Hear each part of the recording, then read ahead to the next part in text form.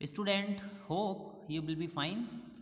Previous lectures में हमने operators के बारे में स्टडी किया था और आपने देखा था कि ऑपरेटर्स का बेसिक पर्पस क्या है। हमारी लैंग्वेज में जितने भी ऑपरेटर्स दिए हुए हैं बेसिकली वो क्या हैं, सिंबल्स हैं जिनका आप किसी ऑपरेशन को परफॉर्म करने के लिए यूज़ करते हो। जैसे आपको एडिशन करना है तो आपने प्लस ऑपरेटर का यूज़ कर लिया, आपको सब्ट्रैक्शन करना है तो आपने माइनस ऑपरेटर का यूज़ कर लिया। हमारे पास में लॉजिकल ऑपरेटर्स भी होते हैं, साथ ही हमारे पास में रिलेशनल ऑपरेटर्स भी होते हैं जिनका बेसिक पर्पस है वैल्यूज़ को कंपेयर करना।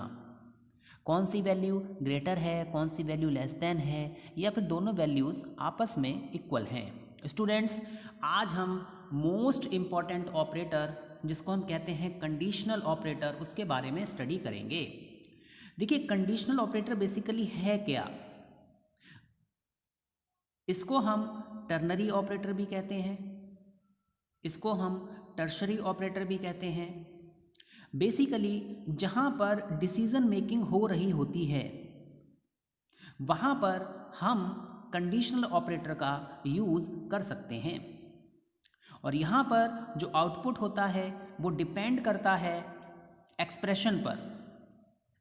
यहाँ पर हमारे पास में दो सिंबल्स का यूज़ होता है, एक हमारे पास में क्वेश्चन मार्क है, दूसरा हमारे पास में कॉलन है। स्टूडेंट्स, आपके पास में कोई सिचुएशन है, आपने क्या किया कि you have to go right और लेफ्ट। यहाँ पे आपको डिसीजन मेकिंग करनी पड़ेगी। इफ़ मुझे जिस डिज़ायर्ड एड्रेस पे जाना है वो राइट हैंड साइड पे है तो मैं राइट हैंड साइड पे जाऊँगा, अगर राइट हैंड साइड पे नहीं है तो मैं लेफ्ट हैंड साइड पे जाऊँगा। तो इट मीन्स यहाँ पर आपको डिसीजन मेकिंग करनी होगी, और जहाँ पर हम डिसीजन मेकिंग करते हैं वहाँ पर हम कंडीशनल ऑपरेटर का यूज़ कर सकते हैं। स्टूडेंट्स, जो हमारा कंडीशनल ऑपरेटर होता है वो 3 ऑपरेंड्स पे वर्क करता है। मैंने आपको बताया था कि सपोज़ आपने यहाँ पर लिखा a प्लस b, तो ये तो हमारा ऑपरेटर हो गया, लेकिन जो हमारे a और b होते हैं इनको हम ऑपरेंड्स कहते हैं। ऑपरेटर जो होता है ऑपरेंड्स पे वर्क करता है, इसलिए इसको टर्नरी ऑपरेटर कहा जाता है। स्टूडेंट्स, प्रोग्रामिंग में, सी प्रोग्रामिंग में हम इफ़ एल्स स्टेटमेंट का यूज़ करते हैं। तो जो हमारी इफ़ एल्स स्टेटमेंट होती है वो बिल्कुल सिमिलर है कंडीशनल ऑपरेटर के बिहेवियर। हम ये कह सकते हैं कि जो बिहेवियर है कंडीशनल ऑपरेटर का वो सिमिलर है इफ़ एल्स स्टेटमेंट का, और हम ये भी कह सकते हैं कि इफ़ एल्स स्टेटमेंट जो होती है वो डिसीजन मेकिंग के लिए यूज़ होती है, और कंडीशनल ऑपरेटर का भी यूज़ हम डिसीजन मेकिंग के लिए कर सकते हैं। नाउ स्टूडेंट्स, अगर मैं इसके सिंटेक्स की बात करूं तो यहाँ पर मेरे पास में 3 एक्सप्रेशन होते हैं। एक्सप्रेशन 1 है, एक्सप्रेशन 2 है और एक्सप्रेशन 3 है।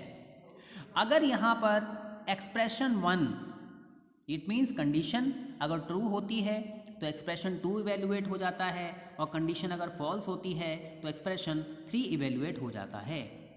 देखिए, जो भी हमारे पास में वेरिएबल है यहाँ पर हम इस कंडीशनल ऑपरेटर की वैल्यू को सेव करेंगे आके। नाउ एक्सप्रेशन 1 अगर ट्रू है तो हमारे पास में ये जो एक्सप्रेशन 2 है ये इवेल्युएट हो जाएगा, और जो हमारा रिजल्टेंट वैल्यू होगी, जो हमारा आउटपुट होगा, वो यहाँ पर आके वेरिएबल में सेव हो जाएगा। अगर एक्सप्रेशन 1 फॉल्स है तो एक्सप्रेशन 3 इवेल्युएट होगा, और जो इसकी रिजल्टेंट वैल्यू होगी, जो इसका आउटपुट होगा, वो वेरिएबल में आके सेव हो जाएगा। नाउ स्टूडेंट्स, अब हम इसको पॉइंट्स के थ्रू समझते हैं। देखिए, यहाँ पे आपको एक बात ध्यान में रखनी है कि हमें यहाँ पर बूलियन वैल्यू मिलती है, या तो हमें ट्रू मिलेगा या फिर हमें फॉल्स मिलेगा। In the above statement the expression 1 is a Boolean condition. Expression 1 क्या है, आपकी बूलियन कंडीशन है, जो ट्रू और फॉल्स, ट्रू भी हो सकती है और फॉल्स भी हो सकती है। Now students, if the expression 1 result into a true value then expression 2 will execute. अगर मेरे पास में एक्सप्रेशन 1 की बूलियन वैल्यू ट्रू आती है, आपने कंडीशन को यहाँ पे पुट किया, कंडीशन अगर सेटिस्फाई हो गई, कंडीशन यहाँ पे सही है, कंडीशन यहाँ पे ट्रू है, तो एक्सप्रेशन 2 क्या होगा आपका, इवेल्युएट हो जाएगा। नाउ स्टूडेंट्स, अगर मेरे पास में एक्सप्रेशन 2 क्या है और बात करें expression 2 is set to be true only, expression 2 तभी सही होगा जब वो एक नॉन जीरो वैल्यू को रिटर्न करे। नॉन जीरो वैल्यू का मतलब क्या, यहाँ पे आपको आउटपुट आएगा। नाउ स्टूडेंट्स, अगर एक्सप्रेशन 1 मेरे पास में फॉल्स वैल्यू देता है, देन हम कह सकते हैं कि यहाँ पर एक्सप्रेशन 3 विल एग्जीक्यूट। यहाँ पर जैसा कि आपने यहाँ पे पिक्टोरियल डायग्राम में देखा कि एक्सप्रेशन 1 अगर फॉल्स है, इट मीन्स मेरे पास में यहाँ पर बूलियन वैल्यू फॉल्स आई, तो एक्सप्रेशन 3 इवेल्युएट होता है और मेरे पास में जो भी मेरा आंसर होता है वो वेरिएबल में आके सेव हो जाता है। यहाँ पर भी आपको एक बात ध्यान में रखनी है कि the expression 3 is set to be false only. ये तभी फॉल्स होगा जब वो एक नॉन जीरो वैल्यू को रिटर्न करेगा। नाउ स्टूडेंट्स, जैसे कि मैंने आपको बताया, ये पॉइंट्स आपको रिमेंबर रखने हैं। The expression 3 is set to be false only, ये तभी फॉल्स होगा जब एक नॉन जीरो वैल्यू यहाँ पर रिटर्न होगी। नाउ स्टूडेंट्स, अब हम एक प्रोग्राम देखते हैं। इस प्रोग्राम में हम देखेंगे कि हमने कंडीशनल ऑपरेटर का यूज़ किया है। Write a program to understand the ternary और कंडीशनल ऑपरेटर थ्रू एग्जाम्पल। सबसे पहले मैंने क्या किया, फाइल को इंक्लूड किया। ये मैंने आपको बताया है कि जब भी हम सी के प्रोग्राम को लिखते हैं और अगर हम कोई ऐसे फंक्शंस का यूज़ करते हैं जो कि किसी हेडर फाइल में है, तो मुझे वहाँ पर उस हेडर फाइल को इंक्लूड करना होता है। ये हमारी standard input output header file होती है। इसमें हमारे पास में प्रिंटफ और स्कैनफ फंक्शन होते हैं। यहाँ पर स्टूडेंट्स मैंने क्या किया, मैंने एक मेन फंक्शन बनाया। मेन फंक्शन में मैंने क्या किया, एक वेरिएबल लिया। वेरिएबल जो मैं आपको पहले ही बता चुका हूँ, एक मेमोरी लोकेशन होती है, एक नेम्ड मेमोरी लोकेशन होती है जहाँ पे आप अपना डेटा को सेव करते हो। इसके बाद में हमने क्या किया, यूज़र के लिए एक इन्फॉर्मेशन दी कि एंटर योर एज। यूज़र से कहा गया कि आप अपनी एज को एंटर करिए। मैंने आपको प्रीवियस लेक्चर में बताया था कि प्रिंटफ बेसिकली क्या होता है, डेटा को रीड करने के काम में आता है, और स्कैनफ जो होता है वो डेटा को मेमोरी में राइट करने के काम में आता है। मेमोरी हमेशा एड्रेस से रिफ्लेक्ट होती है, तो यहाँ पर जो भी वैल्यू एंटर की, फॉर एग्जांपल मैंने यहाँ पे वैल्यू एंटर की 38, तो यहाँ पर ये जो आपने वेरिएबल क्रिएट किया है, यहाँ पर ये वैल्यू जाके क्या हो जाएगी, सेव हो जाएगी। नाउ स्टूडेंट्स, मैंने यहाँ पे टर्नरी ऑपरेटर लगा दिया। हम यहाँ पे वोटिंग की बात कर रहे हैं।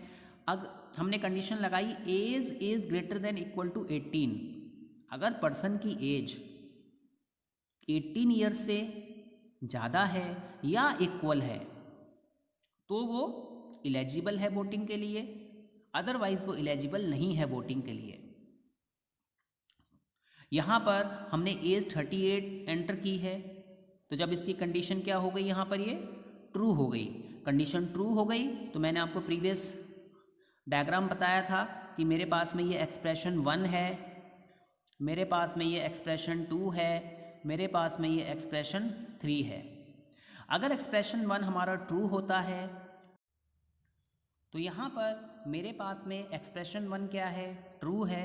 अगर मेरा एक्सप्रेशन 1 ट्रू है तो यहाँ पर ये एक्सप्रेशन 2 इवेल्युएट होता है, और एक्सप्रेशन 1 अगर फॉल्स है तो एक्सप्रेशन 3 इवेल्युएट होता है। यहाँ पर स्टूडेंट्स, सपोज आपने यहाँ पर एज एंटर की 13,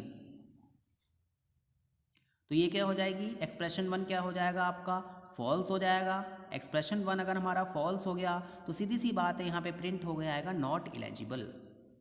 यहाँ पर एक बात आपको ध्यान में रखनी है कि जो हमारे पास में कंडीशन होती है, उस कंडीशन के बेसिस पे रिजल्ट हमारा इवेल्युएट होता है।